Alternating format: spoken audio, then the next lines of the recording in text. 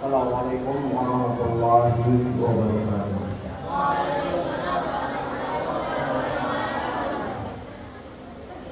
Alhamdulillah, wassalatu wassalamu ala rasulillah wa ala alihi wa ashabihi wa man wala. Wa asyhadu an la ilaha illallah wa la syarika lah, wa asyhadu anna Muhammadan abduhu wa rasuluh. Ya ayyuhalladzina amanu taqullaha haqqa tuqatih wa la tamutunna illa wa antum muslimun. Anak-anakku sekalian, ikhwan, sahabat, rahimani wa rahimakumullah. Kita akan lanjutkan kajian yang mulia ini yang penuh berkah dan ibrah pelajaran, yaitu Sirah Nabawiyah, belajar meraih cinta sejati kepada sang Rasul sallallahu alaihi wasallam. Adapun kajian ini kajian nomor 12 di video yang saya simpan di channel agar bisa diikuti dengan teratur.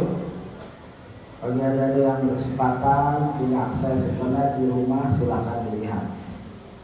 Ya, kajian ini kajian yang 11 atau 12 ya, di SD Ibnu Umar Putra, Sekolah Dasar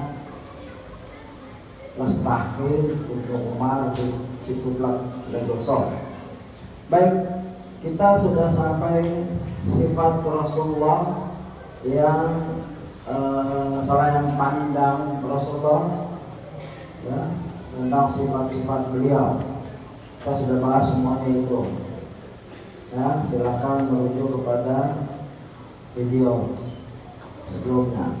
Selain pandang akhlak Rasulullah, selain pandang itu melihat sekilas, tidak detail sekali. Kalau detail itu ada rinci sekali, ada kitabnya khusus. Nah, akhlak Rasulullah misalkan.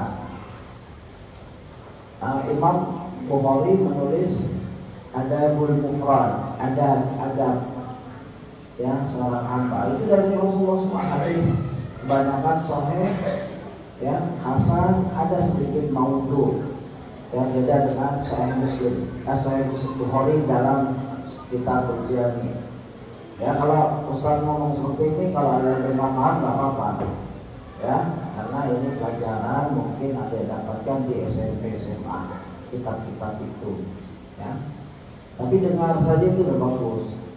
Oh, pernah dengar kitab ada Mufrad, nanti di bawah, kalau umur panjang ada dengan kajian dengan ustaz atau ayah ibu membeli kitab terjemahan ada Mufrad, ya, tahu oh ini yang disebut, yang dimaksud ustaz, begitu ya. Jadi nggak apa-apa. Selain pandang akhlak Rasulullah telah kita bahas di video, yaitu senantiasa menyambung silaturahmi, senantiasa membantu yang lemah, senantiasa memuliakan tamu. Di kajian sirah bersama rekan kamu dari Putri, kita membahas ini sebagian, ya, pekan lalu. Jadi adik-adik 2 pekan sekali seharusnya, kecuali ada libur 2 bulan sekali untuk Ustaz. Ya, kita sudah bahas keempat, adab Rasulullah dalam berbicara. Rasulullah kalau berbicara, ya, disimpulkan sini, simpulannya saja, adab Rasulullah dalam berbicara. Yang keempat, biasa mengulangi sebanyak 3 kali agar lebih mudah dipahami. Rasulullah kalau bicara diulangi 3 kali. Kalau yang penting sekali, ya, jika adik-adik mendapati guru adik-adik seperti itu, berarti insya Allah dia baca hadis dan berusaha mengamalkannya. Tapi karena manusia dalam mengamalkan meniru Rasulullah, kadang-kala ikut, kadang-kala tidak. Kadang-kala mengikut Rasulullah, kadang-kala lupa. kembali kepada adat biasanya dia bicara. Kalau orang yang daerah tertentu bisa bicara cepat, nggak mau diulang, ya. Dan lihat kondisi situasi, mungkin dia lagi guru, adik-adik lagi capek, mungkin bicaranya tidak diulang. Kedua, tidak terlalu cepat dan tidak terlalu lambat. Ini hadis semua, ini Rasulullah. Rasulullah bicara tidak terlalu cepat, tidak terlalu lambat. Kalau terlalu cepat susah mencatatnya, pendengarnya berat. Pendengarnya berat, ini orang bicara apa? Susah juga nyatetnya. Kalau terlalu lambat juga ngantuk, ya. Kita nunggu kalimat berikutnya ngantuk. Nah, Rasulullah tidak gitu. Selalu tidak terlalu cepat dan tidak terlalu lambat. Yang ketiga, senantiasa jujur, ya. Tidaklah berucap kecuali dengan sesuatu yang benar. Ini semua ada dalilnya dan sudah dibacakan di video-video lain. Silahkan dicari sendiri. Kalau ada orang yang bicaranya pelan, diulang 3 kali, 3 sampai diulang, tapi ujung-ujungnya bohong, nah, ini penipuan nih, penipu ulung. Nah, itu hapus tuh, nggak ada gunanya tuh. Yang pertama, yang kedua. Kalau ujung-ujungnya dia bicara dusta, ya, senantiasa jujur, tidak akan berucap kecuali dengan sesuatu yang benar. Itu sifat Rasulullah. Lalu kita masuk yang kelima, akhlak Rasulullah SAW terkait makanan. Di sini jelaskan, ya, Rasulullah tidak pernah menghina makanan sama sekali. Beda dengan kita. Keasinan kita bilang, kemanisan, adem dan lain-lain. Kalau Rasulullah tidak pernah. Ma'ala Nabiya sallallahu alaihi wasallam ta'aman qad. Nabi tidak pernah mencela makanan sama sekali. Begitu. Istaha'u akalahu wa in karihahu tarkahu. Ya. Jika beliau menyukainya, beliau makan. Ya. Atau jika beliau tidak suka, ditinggalkan gitu aja tanpa komentar. Hati-hati sekarang zaman medsos, di mana banyak YouTuber konten saling menghina makanan negara lain. Tidak boleh. Kecuali makanan itu haram. Misalkan babi, makanan yang Allah haramkan, boleh kita hina. Ngapain makanan kayak gitu dimasukin ke YouTube untuk orang nonton? Karena ada nggak boleh. Kalau ada makanan yang menggelikan, yang haram, lewatin. Tapi ada orang sengaja mencari pengikut, subscriber dalam rangka menghina makanan suatu negara. Ini nggak boleh, ya. Ini bukan Islam. Islam nggak mengajarkan itu. Kalau kamu senang makanan disediain, mungkin kamu lagi transit ke India atau memang belajar di India atau negara-negara seperti itu, atau negara Indonesia, daerah Indonesia, kamu disediain makanan. Kalau kamu senang makan, kalau tidak senang tinggalkan tanpa menghinanya. Kalau makanan kemana halal, ya begitu. Karena Rasulullah, ya, Imam Nawawi rahimahullah menyebutkan bahwa yang dimaksud Nabi Muhammad SAW tidak pernah mencela makanan adalah beliau tidak mengatakan bahwa makanan itu terlalu manis, terlalu asin, atau kurang sesuatu. Ya, tidak. Nabi Muhammad SAW jika menyukai makanan maka beliau akan memakannya. Ada satu kasus di mana Rasulullah disediakan bab itu kadal gurun asli, ya, bukan kadal gurun orang-orang Indonesia, bukan bilang kantun untuk lawan politiknya. Ada yang belum sampai situ, itu nggak boleh, itu haram memang dimakan. Ya, kalau tujuannya itu untuk nama manusia atau kelompok atau partai politik tidak boleh. Ini kadal gurun asli, nih bentuknya nih. Tuh, kelihatan nggak?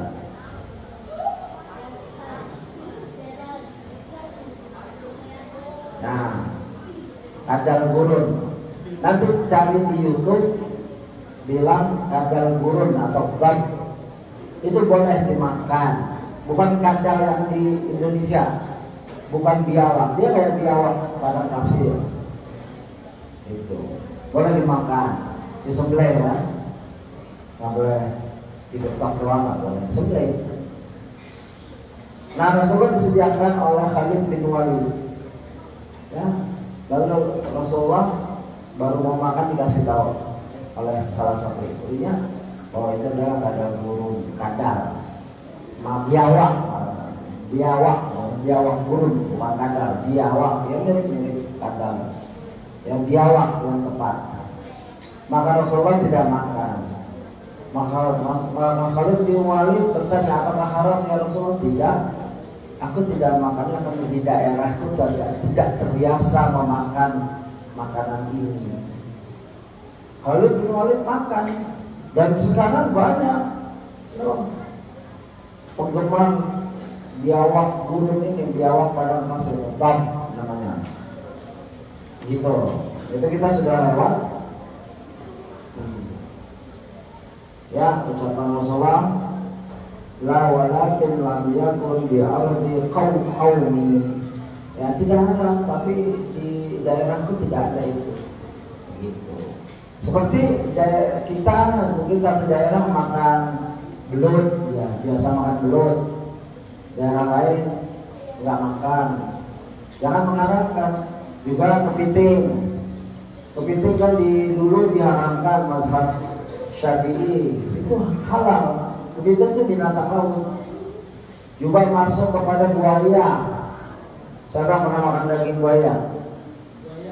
Buaya itu halal karena masuk pada golongan ikan.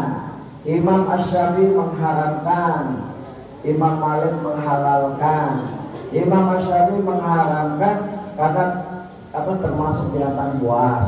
Ikan hiu buas, tapi halal, sama sama buaya. Ya, walaupun kita jijik mungkin gak apa-apa dan menghina. Rasulullah tidak menghina Khalid bin Walid, tidak menghina makan itu. Aku tidak biasa. Jadi kalau ada jalan atau disediain daging buaya, terus ada kepahamannya halal, dia udah diam saja. Maaf saya nggak makan, itu aja. Tapi kalau satu daerah itu bermazhab Syafi'i, kita hormati. Jangan yang beli buaya makan sendirian, orang-orang pada panik, tidak boleh. Dan juga daging hyena, hewan hyena tahu, yang leher panjang, itu halal. Ya, dengarkan baik-baik, ini pembahasan fikih di mana Rasulullah menghalalkan di dalam kitab Bulughul Maram. Ya, dengarkan baik, jangan diskusi sendiri. Enggak disuruh diskusi, kamu bukan ulama, ngapain diskusi antara kamu? Kalau mau diskusi tanya tunjuk tangan ke ustaz. Emang kamu selesai kalau diskusi samanya? Tambah ruwet nanti. Yang protes Pak, saya protes, saya nggak senang ya, serang. Ya, jadi hyena itu haram. Halal apa haram tadi saya bilang? Halal. Itu dibahas sama ulama, salah satunya Syekh Walid Saifun Nasr, ada di kitab Bulughul Maram. Ya, padahal dia kalau makan hewan buruannya, hewan masih hidup dimakan sedikit-sedikit. Kalau singa makan hewan buruannya dicekek dulu, ditekan dulu, baru dimakan. Kalau hiena enggak, kerubutan, bahkan dia nggak pernah berburu, dia berburuan orang diambil karena dia banyak. Misalkan singa lagi berburu dapat satu sendiri, singa ini datang untuk 100 hyena, kabur tuh singa, diambil, curang dia, tapi halal itu. Nggak ada yang pernah makan, itu banyak di Afrika di sini. Ya. Kalau kelelawar halal apa enggak? Siapa yang pernah makan kelelawar? Ayo, kamu? Hah? Oh, permen kalelawan bisa haram bisa halal. Kalau mengandung zat yang haram, haram. Ini kalelawan asli. Kalelawan haram dimakan karena selain tertarik dan lain-lain, dia adalah hewan yang pernah menolong suatu nabi ya, yang ingin seperti tenggelamkan kapal. Ada kisah seperti itu. Yang jelas dia haram dimakan. Katak, kodok haram apa halal? Yang halal tunjuk tangan. Yang pernah makan tunjuk tangan, nggak apa-apa. Mungkin nggak tahu kan? Ada yang pernah makan katak? Oke, itu haram. Karena apa? Karena dilarang membunuh dalam satu hadis. Tidak boleh membunuh katak. Suatu yang tidak boleh dibunuh berarti tidak boleh dimakan, tidak boleh diperjualbelikan. Begitu adik-adik. Nggak apa-apa, sekarang catat saja atau mengerti saja. Nanti berdalamnya di ustadz-ustadz fikih kamu. Kalau di sirah ada bagian dalam membicarakan makan, di mana Rasulullah sangat menghormati makanan. Pernah Rasulullah baru hijrah lalu tinggal di rumah Abu Ayyub Al-Ansari ya, karena ontaknya berhenti di depan rumah Abu Ayyub Al-Ansari, lalu disediakan makan. Setelah kita berhari-hari Rasulullah disediakan makan lalu tidak makan. Abu Ayyub panik ya, kenapa Rasulullah tidak makan makananku, masakan kami? Lalu Rasulullah bilang ini ada bawangnya. Kau para Rasul dan Nabi tidak makan makanan yang berbawang. Ini mau mentahnya. Karena beliau selalu berpikir munajat kepada Allah, jadi ingin mulutnya harum. Kalau kamu makan katanya gitu. Jadi kalau kita hendak ke masjid, ada larangan dalam satu hadis, jangan kalian pergi ke masjid jika habis makan bawang mentah, kecuali telah membersihkannya dengan siwak, sikat gigi, pastikan harum baru. Termasuk jengkol, petek. Siapa yang suka jengkol? Ya, apa-apa. Siapa yang suka petek? Ya, nggak apa-apa. Jangan menghina yang nggak suka, karena itu bukan haram, dia makruh saja. Misalkan kamu lagi jalan dengan teman-teman kamu, atau berhenti di restoran, ada yang pesen jengkol, pesen petek, terus kamu menghina, nggak boleh. Dia biarkan dia makan, ya kan buat barang haram. Jangan bau ini bau, makanan kayak gini dimakan, itu termasuk menghina makanan, mencela makanan. Bayangkan tahu kemanisan, tahu keasinan, tadi kita nggak boleh komentar, diam aja. Kalau kuat makan, kalau kayak sudah. Ini ya, sesuatu yang ada aibnya, kan asin itu aib sebenarnya bagi yang memasak. Jadi sesuatu yang halal tidak boleh. Kalau yang haram kita tinggalkan. Ada orang makan babi di taman, kita di sini kita pindah karena kan aromanya itu bikin kita mual. Ustadz pernah tinggal di Australia, tetangga Ustadz masak babi orang Vietnam. Setiap dia masak kita muntah. Ustadz nggak tahu ini masakan apa kok. Tiap dia masak Ustadz muntah. Tiap dia masak Ustadz muntah. Padahal nggak tahu masak apa ini. Istri Ustadz dulu orang bule masuk Islam. Dia orang kafir. Bukan yang ini, bukan. Tenang teman-teman. Ada kisah lagi. Jangan tunjuk-tunjuk dia. Dia bule Sunda. Ibunya lain. Ini istri Ustadz, misalnya anak pernah nikah sama orang bule masuk Islam. Itu dia kan pernah makan. Orang kafir kan makan babi. Dia tahu ini bau babi, pantesan. Pada Ustadz nggak pernah ngelihat sebelumnya, mencium sebelumnya aroma babi. Tapi setiap dia masak pusing. Diketawain sama istri Ustadz dulu. Bilang, kenapa mas? Dia panggil dia mas. Kenapa mas? Muntah saya setiap dia masak. Ya jelaslah itu babi. Tambah yakin. Nanti kalau mereka ada, kita lagi di taman, ada orang di taman dia makan babi, kita pindah. Karena nggak akan enak kita makan babi dia. Kan makan di restoran nggak boleh makan di restoran yang menyediakan barang haram atau bercampur, ya. Kalau itu bukan menghina, itu pencegahan. Baik, itu yang keenam. Yang keenam, akhlak Rasulullah terhadap anak kecil. Sudah lewat juga di video setelah di video yang lalu. Silakan, ada kalau iseng ada waktu silakan cari. Dorai Bayu, video yang ke-10, ke-9, begitu, silakan. Ya, bebas. Terus yang keenam, akhlak Rasulullah terhadap anak kecil.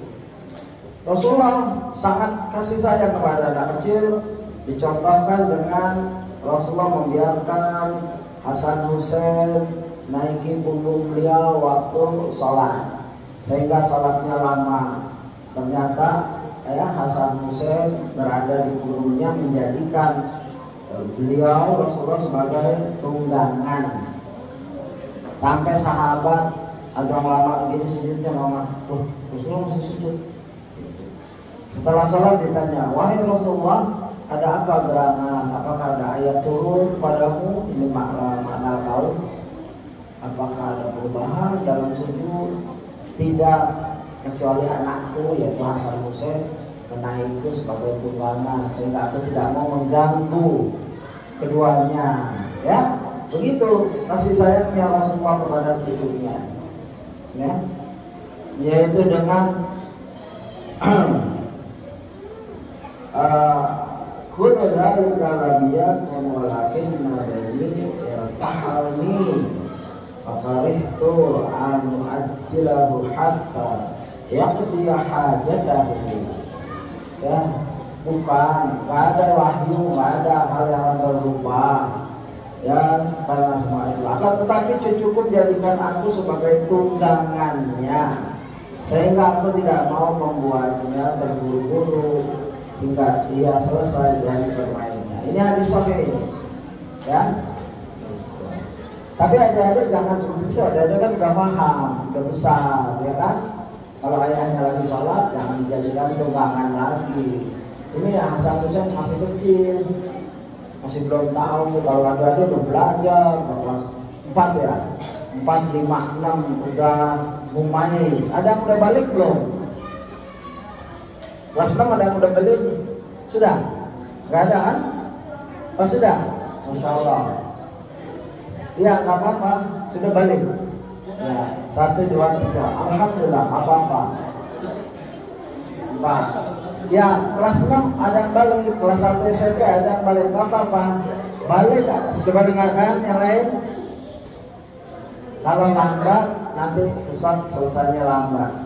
Nanti akan depan lagi bicara, akan bersama Ustaz ini sampai dikit lagi sholat. Dan hukumannya nanti dicatat, tidak boleh main besoknya, yaitu hari Seninnya, nggak ada istirahat, suruh duduk di sini dengerin ceramah Ustaz, videonya, begitu Ustaz Saryono yang melanggar. Makanya jangan melanggar. Kalau Ustaz lagi bicara, nah yang balik ini balik tahu nggak? Balik artinya seorang laki-laki sudah mulai tumbuh kedewasaan, misalkan berfungsi tipis, mimpi basah, ya mimpi, pokoknya nanti tahu. Jangan panik kalau sudah mimpi basah. Dan ini bukan untuk dibicarakan ya, untuk diketawakan, untuk dibully, tidak boleh. Nanti aja dari insya Allah pasti ngalamin, insya Allah. Artinya itu dia udah wajib sholat, dia boleh main-main lagi, wajib 5 waktu. Ada ayahnya atau tidak, ada ibunya atau tidak, ada gurunya atau tidak, wajib subuh, zuhur, asar, maghrib, isya. Wajib tuh yang tadi angkat tangan, tidak boleh ketinggalan. Puasanya juga Ramadan nanti. Coba yang di belakang yang bercanda ya, yang bercanda saya suruh diri kalau ada bukti tuh. Sama kamu dengarkan ya.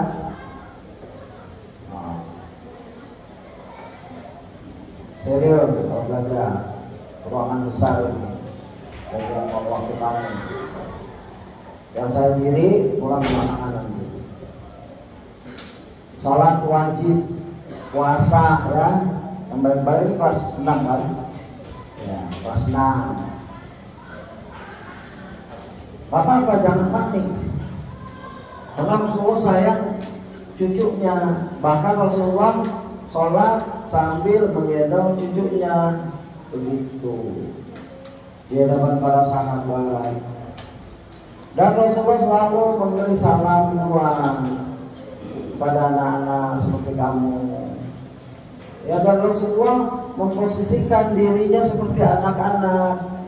Ya, waktu ke rumah Anas bin Malik, jumpa adiknya masih kecil, lagi punya burung, burungnya mati. Ya, Rasulullah menegur, ya Aba Umair, ma fa'ala Nughayr. Wahai Aba Umair, apa yang terjadi dengan burung kecil peliharaanmu itu? Dari hadis ini Imam Asy-Syafi'i menurunkan lebih dari puluhan hukum dari hadis kayak itu. Nah, kalau kita awaidnya atau manfaat dari hadis ini, Rasulullah merendahkan dirinya seperti si adiknya Anas bin Malik usianya, ngomong cara ngomongnya, ya, kenapa burung aku tuh mati ya gitu. Padahal Rasulullah tuh Nabi Rasul manusia yang paling mulia. Kamu yang kalian tadi diri coba itu, saya itu, ya kamu, kalau diam-diam ini, jadi coba berdiri kamu, kamu, ya berdiri. Siapa namanya? Sini. Kenapa kamu bercanda? Hah? Kenapa? Mimisan. Hah?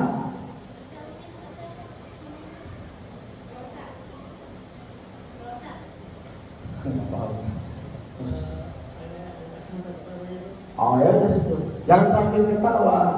Kalau punya program, nggak usah bercanda. Kenapa mau colek-colek teman kamu? Hati-hati.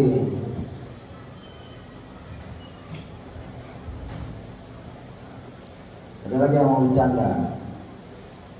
Serius ya, kalau Ustaz di kelas kamu bercanda kayak gini ya?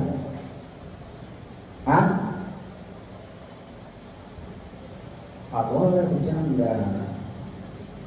Ini kan kisah Rasulullah. Nanti ulang lagi susah. Kalau ada masalah angkat tangan, seperti pergi ke toilet, mimisan, karena Ustaz saya mimisan, mau dirapikan. Dan bercanda dengan teman kamu. Gak boleh colek-colek teman kamu yang belajar. Kamu sudah bercanda, ganggu orang gak boleh. Kalau kamu nggak mau dengarkan, kamu izin ke guru kamu, ya saya sakit, boleh, apa-apa kok. Ini kan lagi belajar kasih sayang Rasulullah pada anak-anak.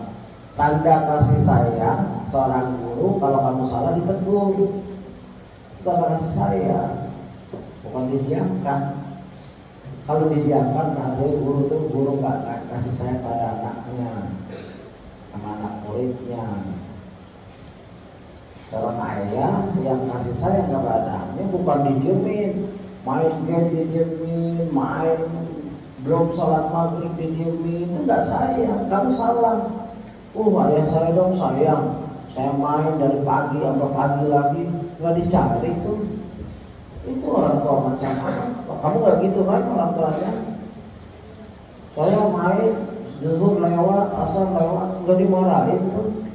Kamu punya, kalau orang tua kayak gitu kamu, ayah kata guru, kalau ada orang tua yang ke anaknya nggak sholat didiemin, nggak dimarahin, itu tandanya anak nggak sayang. Coba dalilnya apa? Semua ada dalil. Ya, muru auladakum, perintah anakmu ketika mereka umur 7 tahun, perintah. Dari pelan, kalau 2 tahun, 3 tahun sampai mulai ke sholat, ayah. Nanti kalau udah 4 tahun mulai agak, ayo sholat. Nanti 5 tahun, kamu sholat ya. Nanti 6 tahun mulai keras. Yang nggak sholat nggak dapat hadiah lebaran. Gitu. 7 tahun muru auladakum, muru itu fil amal. Fil amal perintah. Salat kamu salat ya. Baik, kamu salat ya sayang sama ayah. Iya, 7 tahun tuh. 10 tahun fadribuhum, pukul. Ini Rasulullah yang dulu, bukan ustaz saya, bukan guru-guru agama. Mana berani kita nyuruh pukul orang tua kamu, pukul kamu. Fadribuhum wahum, ya, pukul mereka ketika mereka 10 tahun. Ada yang tidak salah 10 tahun terus ayahnya pukul, jangan marah. Itu perintah Rasulullah. Nanti kita sedang pelajari karakternya. Mukulnya gimana? Nggak boleh mukul yang membahayakan. Cukup misalkan, makanya para salam punya rotan kecil untuk mengingatkan kamu kalau ini perintah serius. Kalau bisa jangan pakai tangan. Ini untuk kamu nih, ya, serius. Nah, Rasulullah sangat sayang kepada anak-anak. Dan ustaz-ustaz yang benar dia sayang sama anak-anak. Anak-anak didik dia adalah anaknya. Syekh Mukbil, ulama Yaman, dia punya murid 1000 lebih dan itu dianggap anaknya. Dan insya Allah ustaz-ustaz sunnah salafi seperti itu. Ya, Ustaz Salam menganggap kamu anak, Ustaz menganggap kamu anak, makanya sayang ingin dia jaga ilmu. Ya, dan ustaz-ustaz lain di belakang. Kalau soal nyari uang, kita nggak mau jadi guru gajinya kecil, bebannya berat, fasilitas sederhana. Itu karena panggilan keimanan, panggilan ilmu, panggilan ya hati. Ilmunya menuntut dia mau jadi guru. Tambah banyak lulusan sama ya, satu jadi bisnismen, satu jadi guru.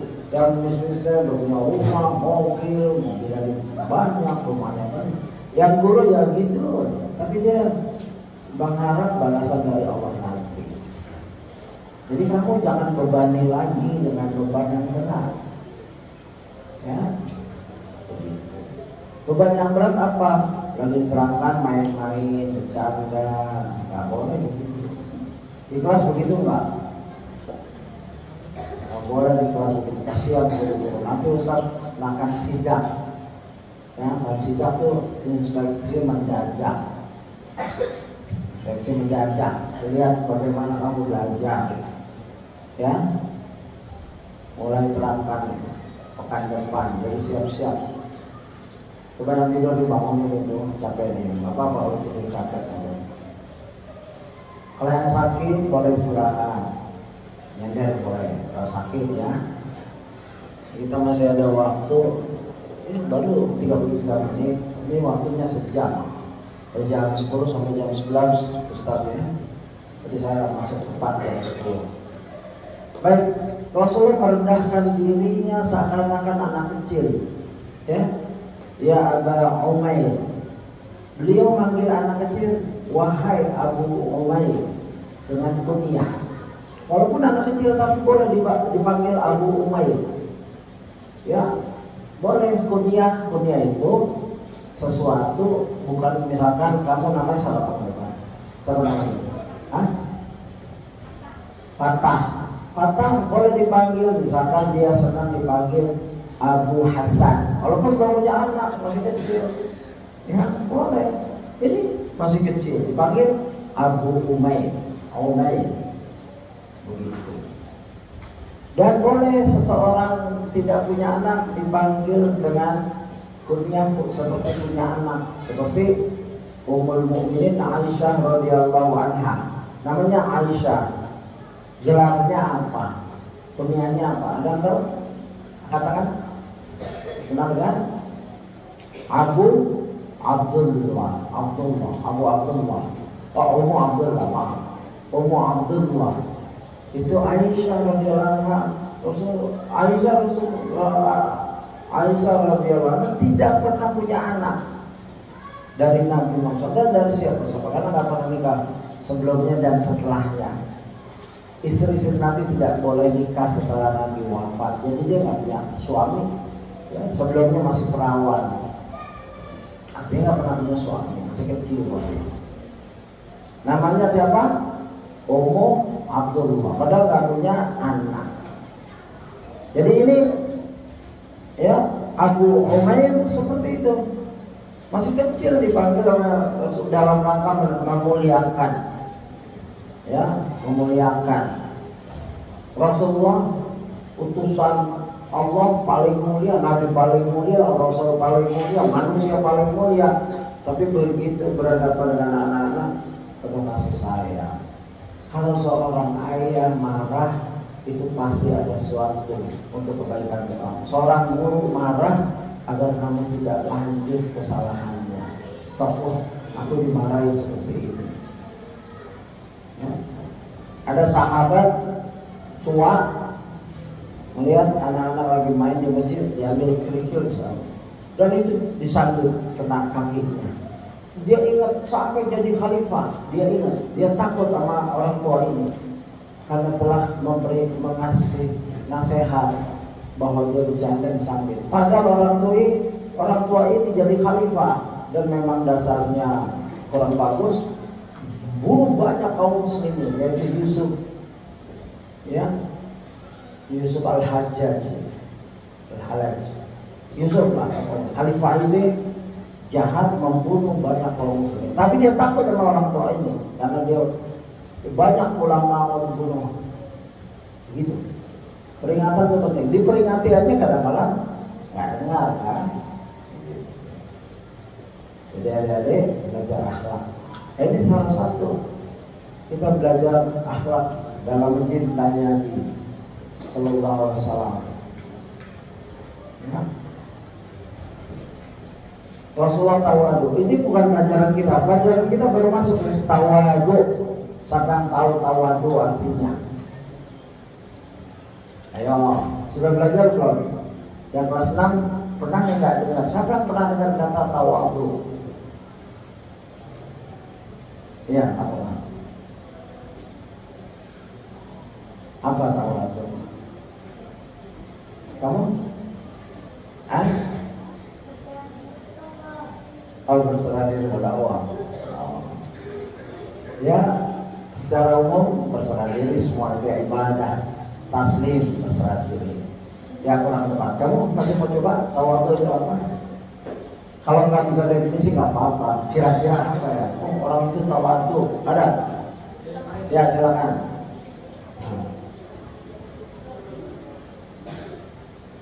Lawannya tidak sombong. Lawannya sombong. Artinya tawadu itu tidak sombong. Ya nggak apa-apa. Ya, lawannya sombong, membanggakan diri, ya, posisinya itu nggak tawadu orang seperti itu. Baik, kita bahas saja karena waktunya sempit, cuma 30 menit, ya selesai. Ini materi panjang nih, mungkin selesai nanti. Tawadu, Nabi Muhammad SAW adalah orang yang sangat tawadu dan jauh dari kesombongan. Ingat ya, lawannya sombong. Berarti tawadu Rasulullah tidak sombong. Kalau bahasa kita ini rendah hati, bukan rendah diri, ya, rendah hati. Tidak sombong. Walaupun banyak kelebihan, misalkan kaya tidak sombong, pintar tidak sombong, ganteng tidak sombong, cantik tidak sombong, punya kedudukan tidak sombong, punya harta yang banyak tidak sombong, rumahnya mewah tidak sombong. Tapi kalau orang miskin tidak sombong, ya emang model. Apa yang mau disombongin orang miskin, ya? Ada orang miskin sombong, ada. Sudah miskin tidak sholat, maksiat, punya duit sedikit main judi. Ini benar-benar miskin yang tidak tahu diri. Itu yang paling dibenci. Punya duit sedikit maksiat, bagaimana dia punya duit banyak, ya? Artinya orang ini ada kemungkinan boleh sombong. Kalau sombong pantaslah begitu maksudnya. Tapi dia tidak sombong. Secara umum sih pantas. Rata-rata orang kaya sombong, orang ganteng sombong, orang pintar sombong, kayak rata-rata seperti itu kalau nggak ada iman. Nah, Rasulullah secara fisik ganteng, ya nanti kita akan lihat fisik.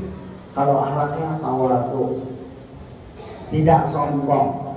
Lihatlah, jika beliau duduk bersama para sahabat, maka tidak ada perbedaan antara beliau ya SAW dengan mereka. Beliau SAW duduk di tempat yang sama tanpa ada yang menonjol sedikit pun daripada sahabat-sahabatnya.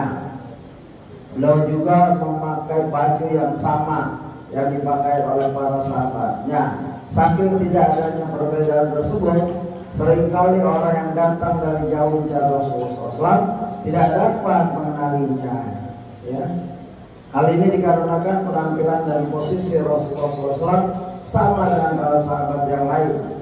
Tentu ini menunjukkan bagaimana ketawaduan beliau SAW.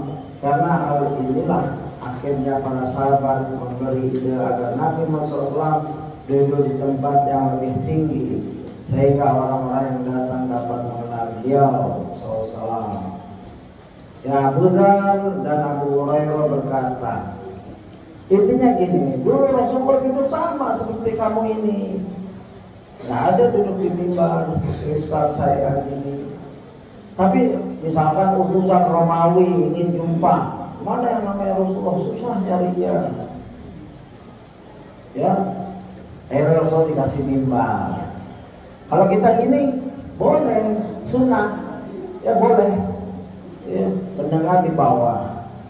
Itu diamalkan oleh Rasulullah. Rasulullah kalau bicara di atas mimbar atau duduk di atas mimbar, ada sunnahnya agar yang belakang kelihatan dan kedengaran.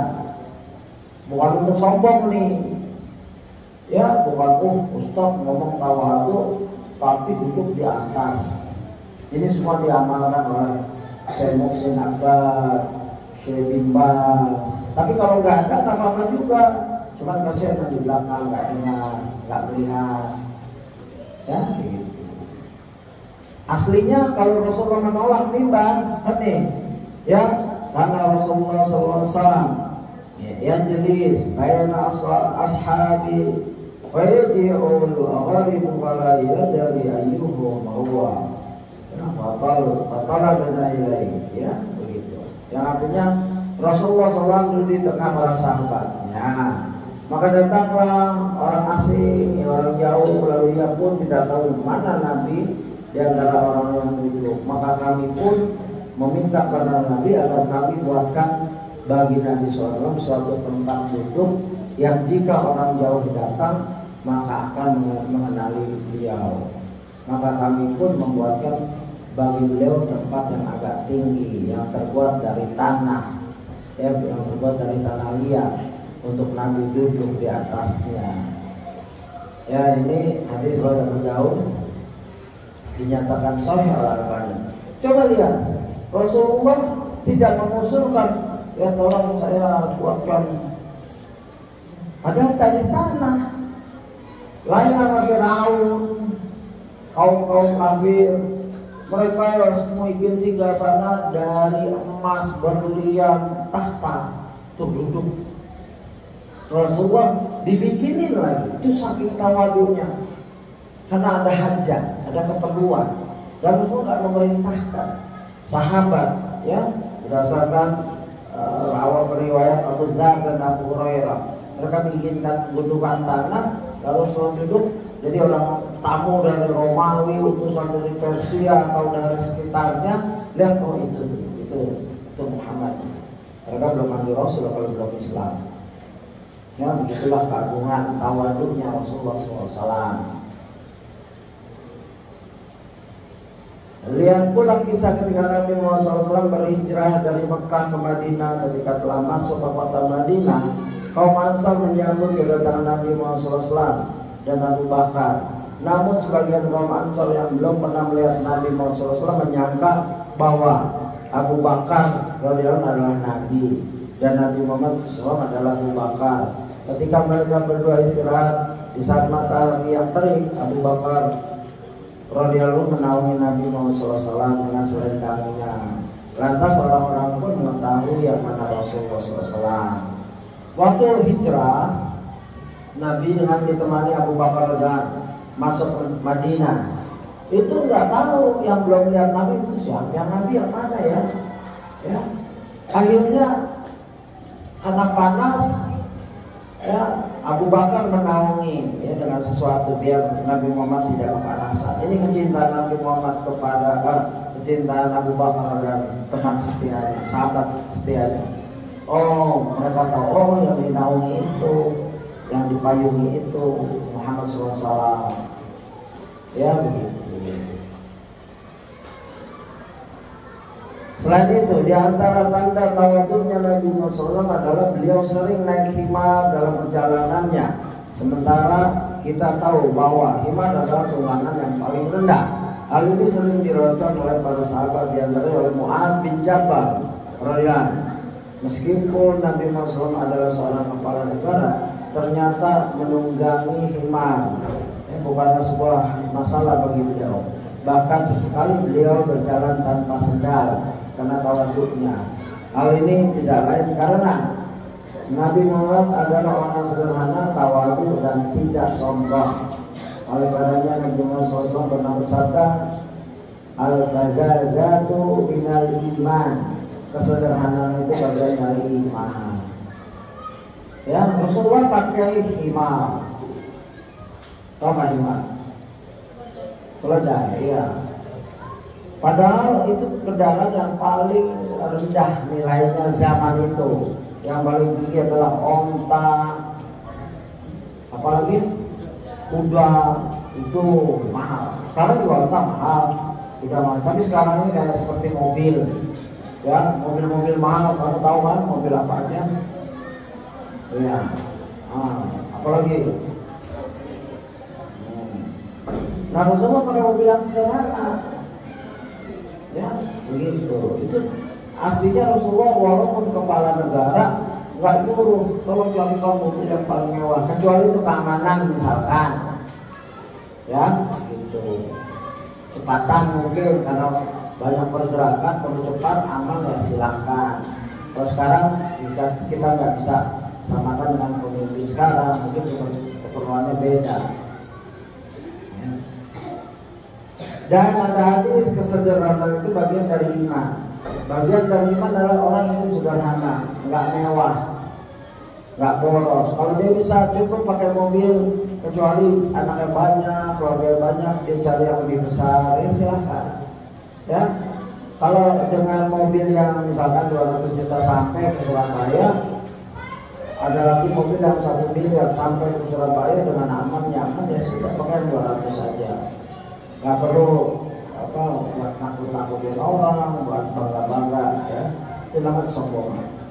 Oleh karena itu sikap Nabi Muhammad ia mengajarkan kepada kita untuk tidak selalu tampil dengan mewah.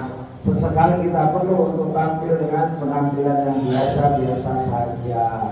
Dikhawatirkan ketika Anda selalu diliputi dengan hal-hal yang berbau mewah, mahal, eksklusif, dan semacamnya akan membuat Anda lupa untuk tawadhu. Bahkan bisa jadi ada timbul kesombongan di dalam diri kita. Jadi adik-adik, walaupun adik-adik kaya mungkin ya, nggak perlu menampakkan diri kekayaan di jalanan, dalam berpakaian, nggak perlu. Ya tetap istilahnya low profile, bahasa Inggrisnya itu low profile atau down to earth. Sederhana aja, ya. Harus pakai jam yang 1 miliar. Ada jam yang 1 miliar ada, atau saya bukan tahu ya, tapi ya.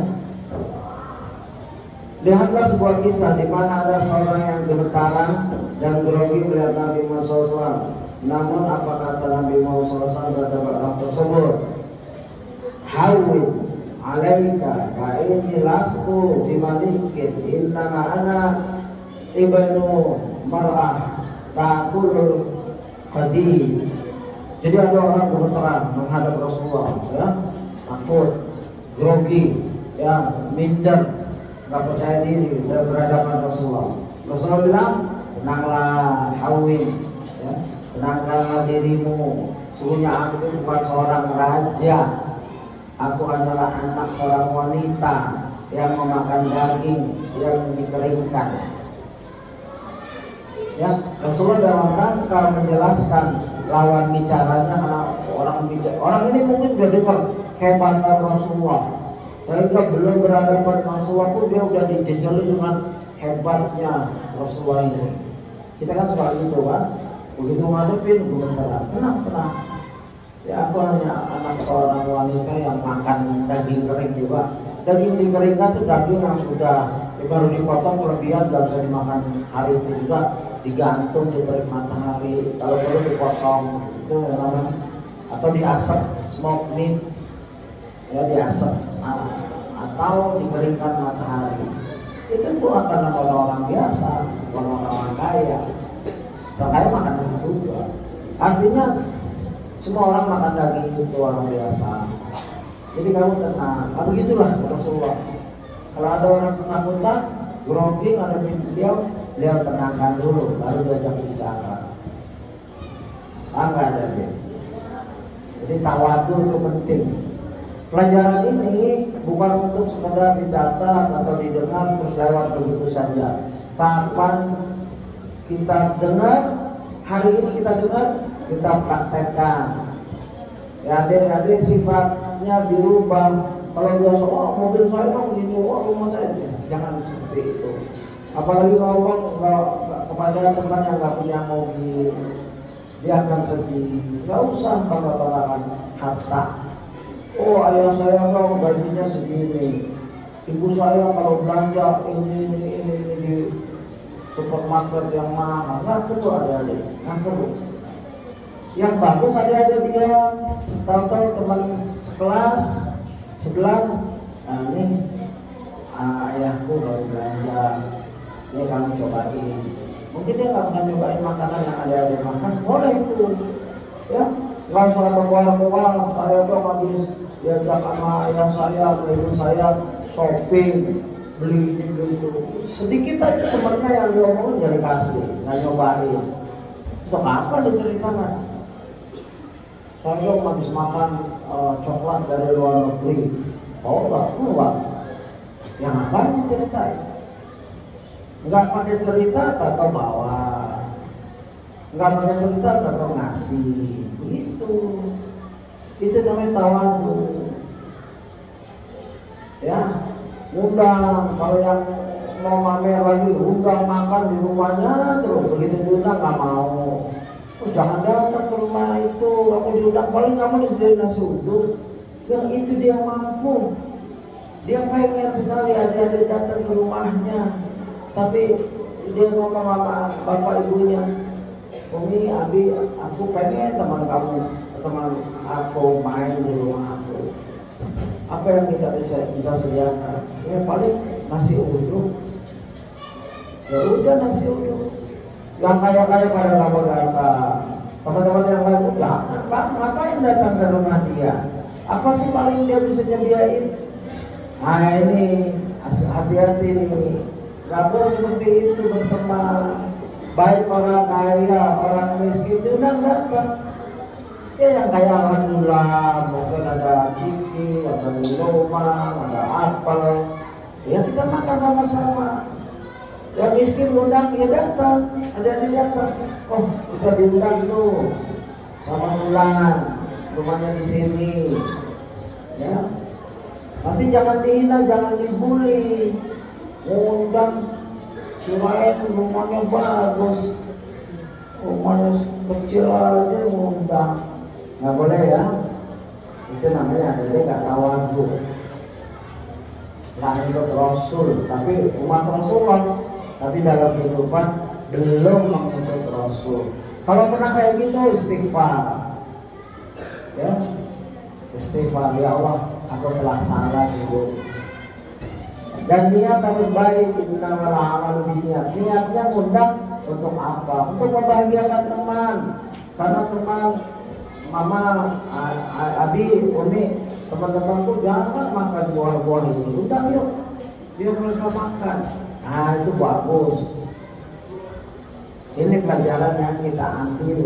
dari sifat tawadhu Rasulullah SAW, ya, dan digabungkan dengan sifat-sifat yang lain yang akan datang yang setelahnya di video-video, ya begitu. Baik, 5 menit lagi, silakan jika ada pertanyaan. Ada pertanyaan? Silakan. Tentang hidup tawadhu, bagaimana mengamalkannya? Ada yang tanya? Baik, kalau ada yang tanya, Ustaz akan selesaikan 5 menit lagi waktu kita, ya. Di sini kita salat Jumat, insyaallah.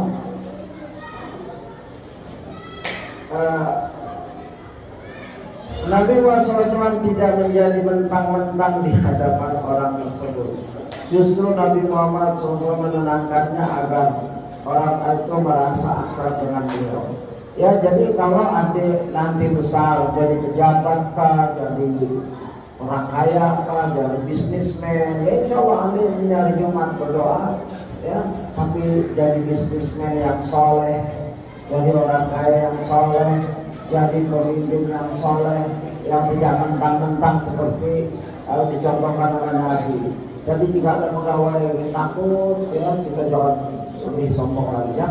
Tenang-tenang dulu aja, kita diskusikan, ya begitu. Paham adik-adik? Nanti misalkan adik-adik punya pembantu 10, ya ada yang salah, ya lihat. Ya, jangan mentang-mentang tuan rumah, tuan yang ngegaji, langsung bentak-bentak, jangan, dia juga manusia. Apalagi dia sudah merendahkan dirinya, dia tahu posisinya sebagai pembantu, tapi salah. Nggak boleh adik-adik tekan lagi, ya. Paham ya adik-adik? Begitu. Lihat pula kisah Ibnu Mas'ud radhiyallahu yang melihat Nabi Muhammad SAW tidur atas tikar yang kemudian membekas di tubuhnya. Ibnu Mas'ud radhiyallahu pun menyarankan agar dibuatkan tempat yang lebih nyaman untuk beliau tidur. Maka Nabi Muhammad SAW mengatakan, "Mali walid dunya, ma ana bid dunya ila karagibin istawalla tahta syajaratin summa raha tarakaha." Ya, mali, peduli. Jadi gini, Rasulullah lagi tidur di atas tikar yang dianyam dari daun kurma, lalu tidur dan berbekas di badannya. Ya, Ibnu Mas'ud melihat sedih. Ini seorang yang besar, yang utusan Allah, bahkan raja-raja dunia kalah, bahkan lebih mulia dari nabi-nabi yang lain, dari Rasul-Rasul Allah yang lain lebih mulia, Khalilullah, kekasih Allah. Kok tidur beralaskan tikar yang berbekas, ya? Pernah tidur di atas tikar yang agak keras sedikit, itu kalau lama akan berbekas, ya. Lalu disarankan Rasulullah lebih nyaman tidur di tempat mungkin kasur yang sebagaimana kita punya. Tapi apa jawaban Rasulullah? Apa urusanku dengan dunia? Aku di dunia tidak lain seperti musafir yang bernaung di bawah pohon. Setelah itu aku pergi dan meninggalkannya. Tadi surat Tirmidzi. Ya, apa urusanku dengan dunia? Mali di dunia, mali di dunia. Aku gak peduli dengan dunia. Seperti musafir lagi berjalan meneduh, habis itu dia jalan lagi. Dunia itu seperti pohon. Untuk kita berteduh sebentar, nanti kita akan berjalan menuju akhirat. Siapa saja, tidak terkecuali Nabi. Jadi sehebat-hebatnya kita membangun singgasana di dunia usaha, ya, yayasan, organisasi, perusahaan, kita akan tinggalkan semua. Ya begitu Rasulullah. Rasulullah itu menguasai dunia, di tangannya dunia itu, ya. Tapi Rasulullah tidur di atas tikar yang sederhana. Dan untuk ikut seperti ini berat, tapi kurang-kurangnya ada pelajaran buat kita. Ada tren. Kalau mau pengen mewah, ingat nasihat Rasulullah ini tawadhu di dunia ini. Karena ini bukan tempat yang kekal. Demikian adik-adik kita akhiri kajian kita, insyaallah kita jumpa di 2 pekan lagi. Dan ingat, serius, nggak boleh bercanda. Nggak bercanda akan berdiri dicatat, ya dihukum. Karena kita sayang sama kamu, uang kerja, masalah. Setuju nggak? Peraturannya setuju nggak? Atau terlalu ketat? Karena dari banyak, kalau satu mulai bercanda, akhirnya repot. Kita nggak dengarkan, ya. Ustaz mohon maaf jika mungkin kurang nyaman dalam mengenalkan ini, kesalahan dari saya, kebenaran dari Allah SWT. Subhanallahumma wa bihamdika, asyhadu an la ilaha illa anta, astaghfiruka wa atubu ilaik. Assalamualaikum warahmatullahi wabarakatuh.